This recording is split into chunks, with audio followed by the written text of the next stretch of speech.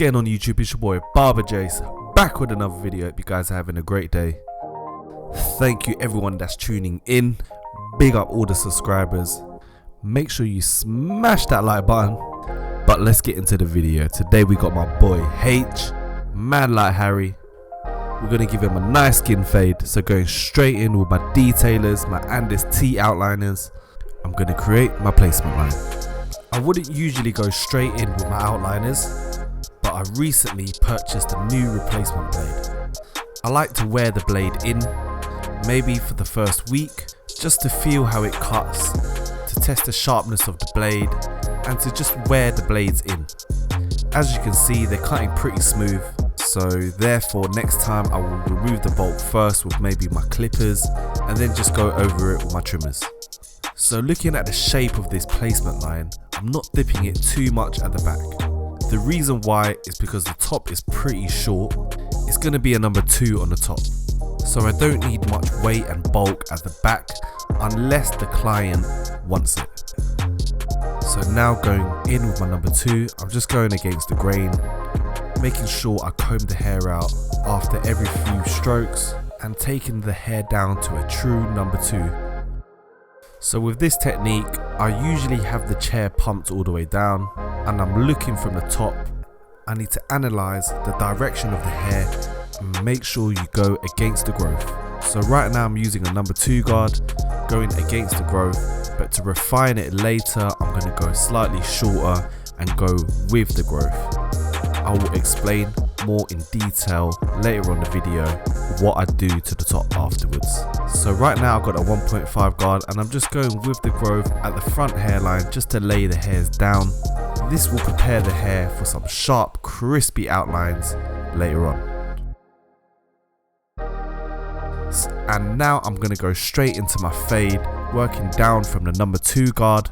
Without creating guidelines for this haircut, I'm going to go with my 1.5 guard, round the curvature into the number 2. As you can see, I'm going round, following the shape of the head, round the parietal ridge, and this will open up more space for my fade. So now going with my 1 guard open, I'm going to flick out a little bit lower, and this is going to start my fade and connect the dark parts of my fade to the lighter parts. The number 1 guard is a really important guard. As you can see, I'm going down with the growth towards the face, and I'm going to repeat the same steps with the number 1 guard closed, flicking out slightly lower and going with the growth down to smoothen out the blend. This should set me up for my 0.5 guard. I'm going to repeat the steps, maybe taking it about a centimeter above the original placement line. Fully open with this guard doesn't really do much, so sometimes I go halfway closed and I close it fully to prepare me for my next step, which is the final step to fade the line in.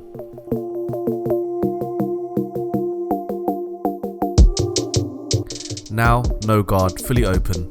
I'm just going to flick that line and I'm going to try and blend out that last line by flicking it out and closing the lever to get rid of that final line. Jeez, and that is it. That's all the steps I use to fade. The reason why I'm not creating guidelines with this type of hair, when I create guidelines, sometimes I end up pushing the fade up higher because it takes a little bit more work to fade out guidelines. So by fading down, I can go down with the growth to smoothen out the line, which gives me a less risk of changing the height of the fade. Let me know what you guys think of this fade. Comment down below. Hit me up with any questions. If it's good, if it's a dead fade, let me know. Right here, I'm just doing a little bit of detailing using the corner of my clippers just to get rid of little dark spots. And as you can see, that's turned out pretty well, and I'm just going to repeat the same steps on the other side. Big up to my cameraman, back in business. We got DXZ Films. Big up to my client, Harry, Big H. It's always a vibe cutting his hair. It's good to have good convo, good banter. Respect my G. Make sure you follow DXZ Films as well. Hit him up if you need any photography, any videos made. He's based in London. Big up. Boom. So now we're finishing off that fade with that 0.5 no guard, playing around with that lever to refine that last part of the fade. This is the most important part of the fade, so make sure you focus, use that fade brush to reset the hair, and just be careful with the pressure. You don't want to create a line, you just want to flick out and be quite delicate with your strokes, and the more you close that lever, the earlier you need to flick out. As you can see here, my client can't keep his head straight, but it's cool, it's part of the Barber Jase experience. Sometimes we can get a bit carried away and a bit distracted, but don't let that affect your time and your efficiency. We got money to make, guys. We need to do this haircut, we need to be on time for our next client.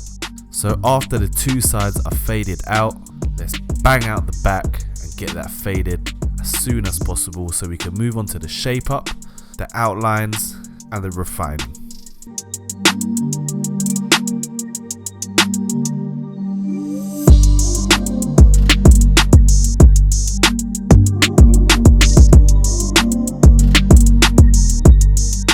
So finishing off the fade now at the back. Sometimes I find it easier to fade the back out at the end, even though it's the hardest part to usually fade out. You should be used to the client's hair, as you've already done this part of the haircut twice, going through each guard. It should be muscle memory to fade out the back. That's looking clean. That's a nice shot done by your boy DXE. Jeez, that fade is looking kind of clean. I think we're ready to move on to our next step, which will be the hairline. So whilst my guy H is messaging his wife what's for dinner, I got my alcohol spray and I'm going to spray it on the front hairline, and I'm just going to clean the forehead just to get rid of any natural grease or oils, and this should push the hair down and dry up the hair. So now when I use my trimmers, the hair is not going to stick to the skin after being cut. You could even put a bit of holding spray, but I like to do it natural because that's how the hair is going to sit.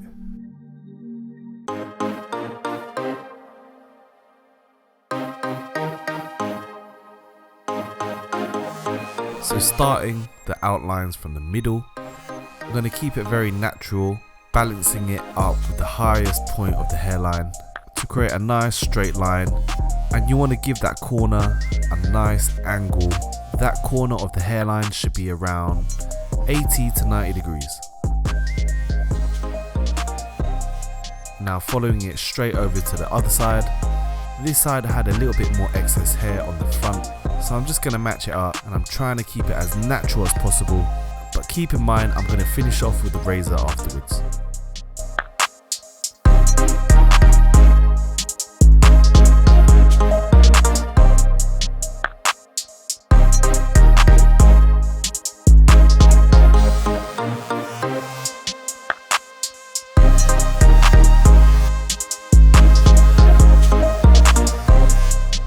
So now I'm going to put in a parting just to give the haircut an extra edge.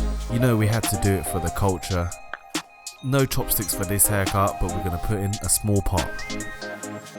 I usually do it on the left side, and I'm going to make the line slightly thicker towards the hairline, and we're going to slightly point the line towards the end. Flipping my trimmers over, I'm going to touch up the bottom part of the line. Every line has the top and bottom part. You want to make sure both sides are sharp.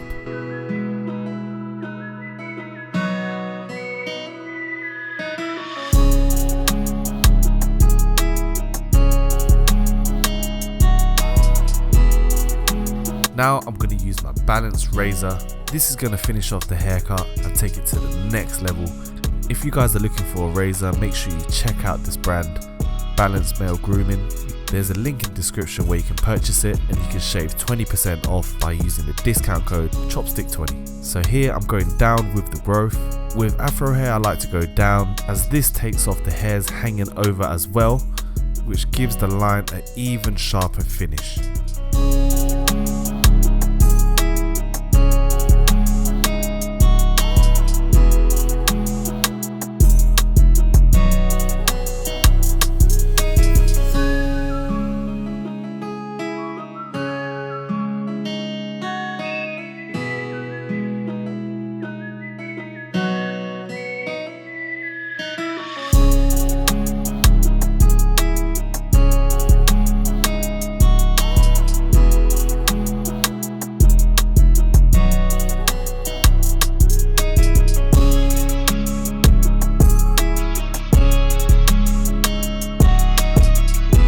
So now I'm moving on to the final part of the haircut, where I'm going to refine the top, smoothing it out. To get rid of them little bits poking out, I'm going to go in with my number 1 guard open, and I'm just floating it just above the number 2 on top, which is going to give it a sharper finish. There's also another technique you can use, which is no guard, and you can freehand this just over the top. I normally do this with a 0.5, so no guard open, and I'm just going to very lightly freehand that and glide it just above the waves. I'm going to show you another few techniques. There's no right or wrong way to do it, just going to show you a few different ways, and you can decide which one works best for you. So another way you can refine the top is to go back to your good old pair of scissors. If all your machines run out of battery and there's a power cut in your shop, use your scissors and refine the haircut. You don't really need to open your scissors too wide, just small little snips to get rid of any hairs poking out. Another way to refine the top, this is a special bonus technique that I'm showing you guys, is to use your foil machine going with the growth. You should be able to hear it cut. I don't know if it makes a huge difference, but it definitely does flatten out the hair to give it some extra waves. But that's it for the haircut, guys. Hope you guys enjoyed it. Let me know what you guys think down below. And that is the after. Big up to the YouTube family. Stay fresh, stay faded, stay blessed. It's your boy Barber Jase. Peace.